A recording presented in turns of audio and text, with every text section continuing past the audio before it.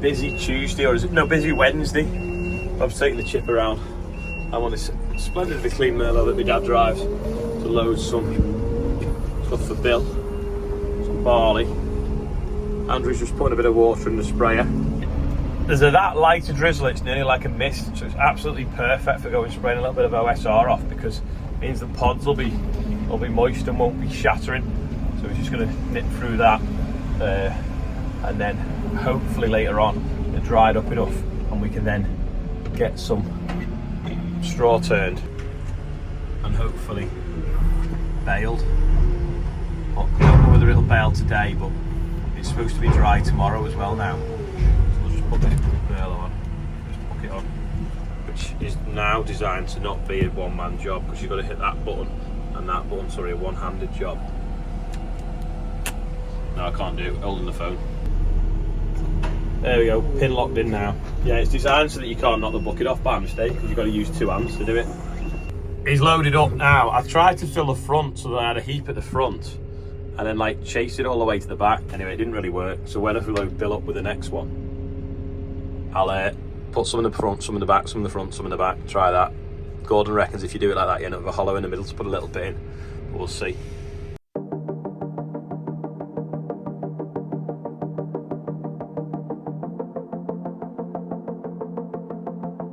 A little bit of Gogfield gate maintenance. All the wet weather, the gate's dropped, so I'm going to go and adjust it now. Run out of adjustments. I've took the nut off that side so I can push that further over, because the nut was stopping it here. So I've lost the nut. I'll show you. There you go. So that nut was there, so I couldn't tighten that anymore to pick that end up. So anyway, take the nut out. It doesn't need it because the weight's only one way. And then as I tighten this bolt now, you'll see the gate start to lift. So what we're trying to do is make it so that that is in the middle of the slot, not at the bottom, the bolt. There we go, you see, so it's up in the slot now. It shouldn't catch the floor either. Just thought I'd come and show you the summer barley. So this is winter barley, harvested, then baled, then now drilled with spring barley. It's coming up really well. It's not had any fertiliser or anything yet. It's looking splendid in the rows. The only thing is there is a bit of grass weed. So you see the grass here growing. It's growing up through the moss, nice soil structure. So I don't quite know how weedy it's going to be, but it's all over it. Even the wet patch there that was a bit poor, but again it's a bit grass weedy. But hopefully, even if I don't combine it, it'll do the soil so much good. Totally changes the soil structure. Yeah, this is the gateway here. See, quite a lot of grass weed, so it's all flattened while we put the header on. It is in the road, you can see, but there is this ryegrass. Perhaps should have been glyphosated off first. We'll see what comes anyway. Oh, I thought she was going to eat him. There's trucks to train here. Are you ready? Are you ready to be attacked by a big dog? He's got his carpet coat on. You'll be fine, Mash. Which one is it then? Is it? What if he bites me instead?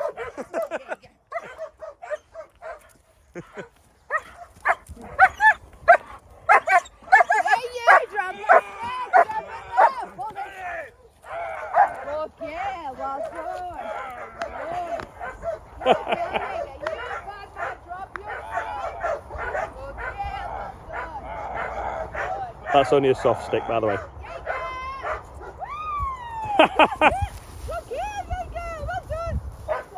So he knows his name, doesn't he? Just been to meet some contractors working for Scottish Power. They want to move some electric ket poles, and we met them in the winter, arranged it all. They want to come on, but I was like, well, the rate's not been cut yet on the OSR. So they were like, oh, well, we'll come end of August. The guys just turned up with a map then to come up with a plan for a completely different field in a completely different place.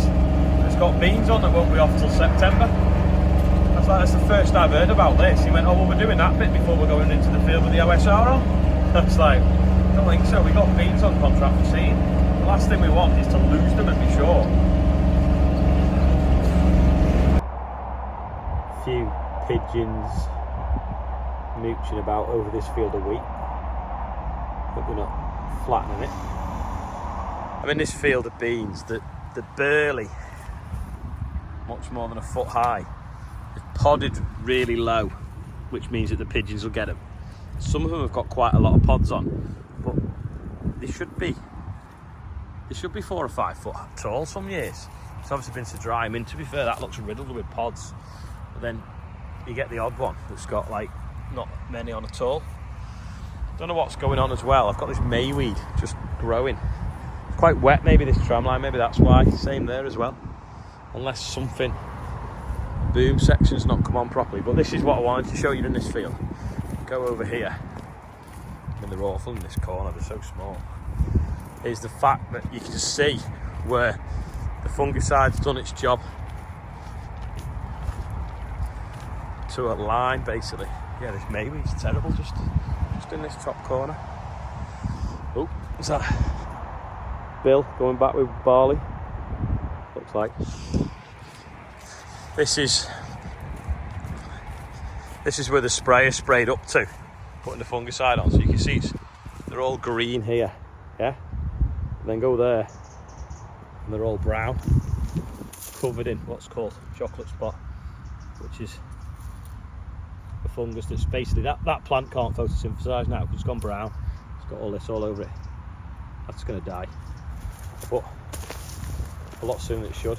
Whereas when you come over here where it's had a fungicide on, it's obviously got a little bit on, but nowhere near. It is still green and growing compared to this that's died off. I'll show you this leaf now. Got the odd little spore on it starting to infect it. It's had a fungicide and it's a lot greener for longer. This one here, totally covered. So that will basically, all like this one that was infected a few days ago, be dead in a few weeks. Sorry, few days. See the difference there. 1, 2 and 3. Dave's only been chipping a couple of hours and he's already halved the pile, which is good. And then that pile's getting bigger, even better. First bit of OSR discharging through the wall into the shed.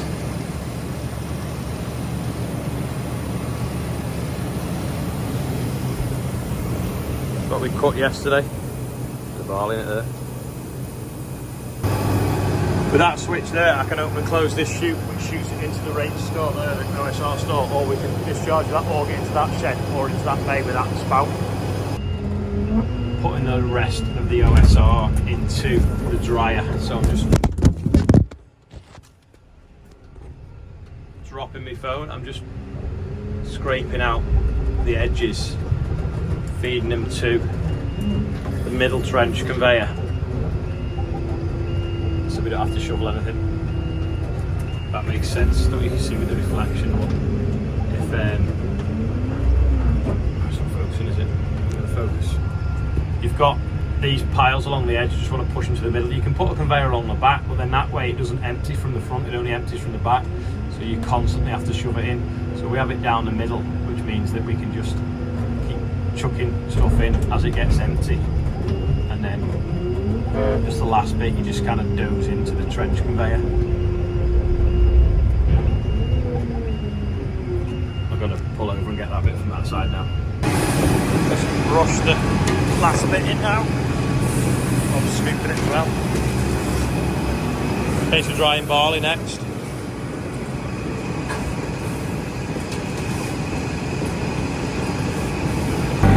Why have a dog and bark yourself? But we'll just try this. Oh yeah. Like a brush and a shovel.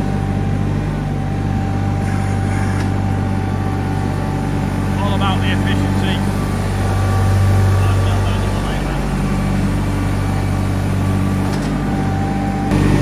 Not so bad now. We've just done the last little bit.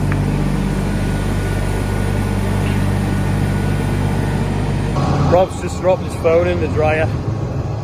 It's dropped in there. Well, actually, my dad turned it off, so it's not gone in the dryer, but it's probably in that trench conveyor, so we're just going to run it and see where it comes out. We can hear it ringing, so Dave's going to shut the chipper down, so we've got a bit of quiet to try and work out exactly where it is in the elevator. We might have to run the elevator and wait for it to fall out.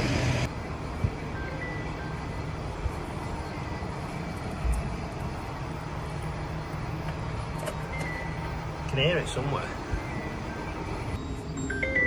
It's in there somewhere.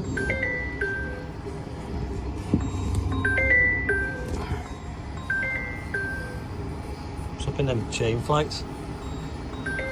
Right, see if this phone drops out now.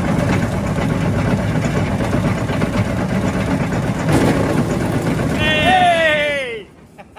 You were just in time, because it only run for half a second, otherwise it'd have dropped in the auger. I think I might put a lottery ticket on tonight. It's the Euros today, is it? Not even a crack. That's why I should buy Samsung, not an iPhone. Yeah, there's a zip there, Rob. You need to fasten that. Oh, yeah. Lucky to that.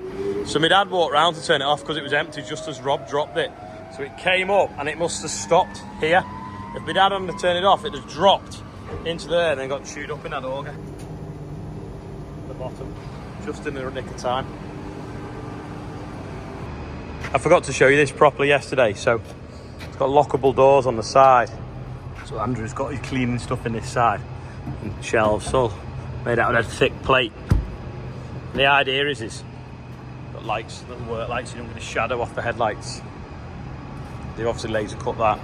This side, probably put tools in and stuff or towing straps.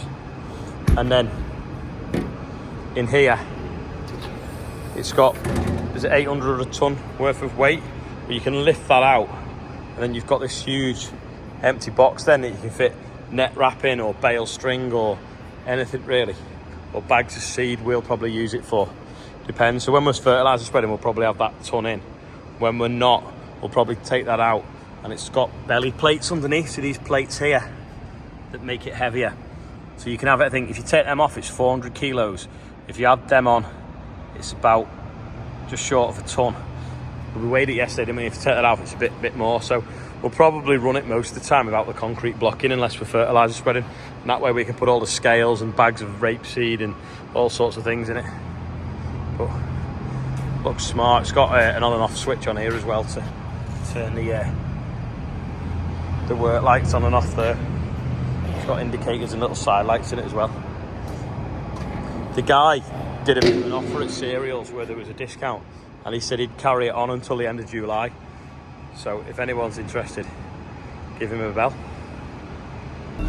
We got some bricks arrived for the inner wall of the building down there we're doing. It was going to be completely straw, but Richard's worried we're going to get rodents in it, so we're going to do the inner wall of brick and then put the bales on the outside, then render them. Come to look at this straw, there's about 90 acres of it. The top's now dry, but underneath it's just soggy and mushy. I mean, if you look now, you'll see my hands wet from it.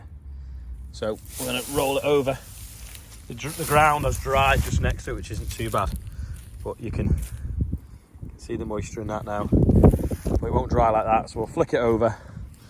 We're tempted to shake it out, but if we shake it out, we're going to end up with wet ground underneath it anyway. So I think we'll roll it over first, then maybe tomorrow, if it's not drying, we'll then shake it out and then row it back up in the afternoon. These are the rows that weren't there. These are probably wetter still underneath. Flick it over. It's a lovely home for a slope. It is, isn't it? Liv's just had a lesson on raking straw over. I've just done a few rows now to show her. She's going to do the rest of this field.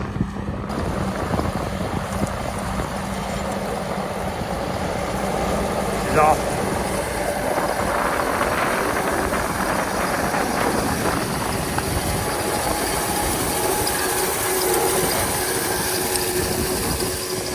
Hopefully now this will start to dry out now the wet stuff's on the top.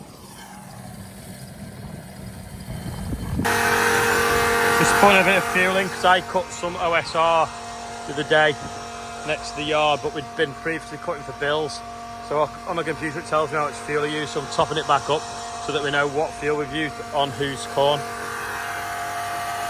But we're now going to go by the airport and cut some of Bill's OSR because that's dried out a bit.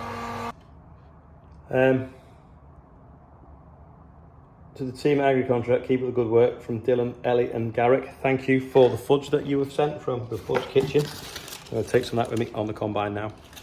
Just arrived on the banks. Field of OSR there, another one next to it. One through here. Ryanair taking off there.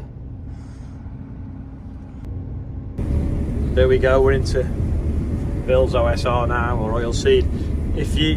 Someone said yesterday, why did I go clockwise, anti-clockwise and then clockwise? Reason is, if I go this way, if I need to empty, the auger can fold out.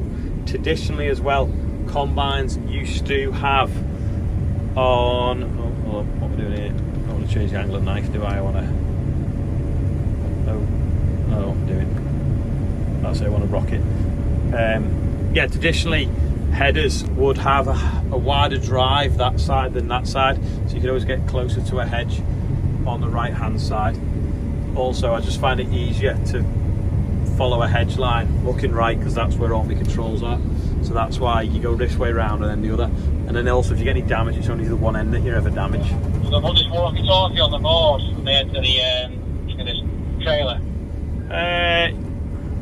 Hold on, I can't need to talk back to him. Someone's jetting off somewhere. Oh, the easy jet.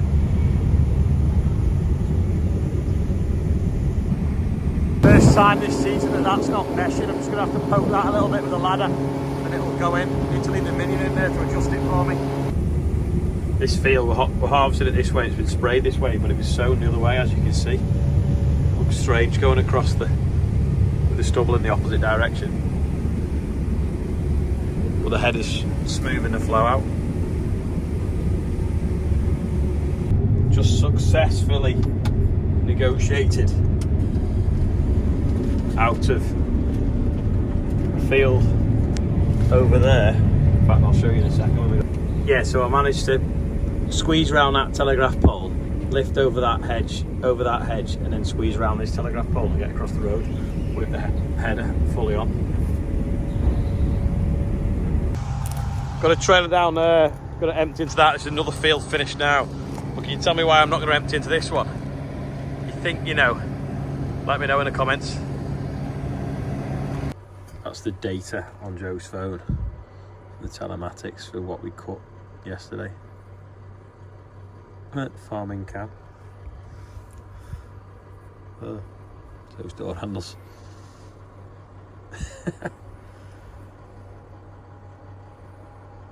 Yeah, it's not smoothed off yet, but that's basically what I cut yesterday morning. 3 fields completed. This one, that one over there. Off to another one now. It's now 20:47, so getting near 10 to 9. End the video now. Liv's done the birthday bumper, so here it is. Hi everyone, Ollie's out combining tonight, so he's asked me to do the birthday bumper for him. First we've got Josh Forbett, who's 21, so happy 21st Josh. Elliot Bly, who's 40. Tanner Walsh, who's 8. Roger Mackey, who's 60, and David Bairstow. We've also got Debbie Murphy, who's 23 but has 30 years experience. Robert Elliott, Neil Bowden, who's 45. Logan Ernson, who's 13. Phil Pitt and Tom and Alan Noblet, who are both 38. So the total is currently at £40,553. So happy birthday to everyone and thank you for donating. Thanks Liv, thanks for watching. I will see you all tomorrow.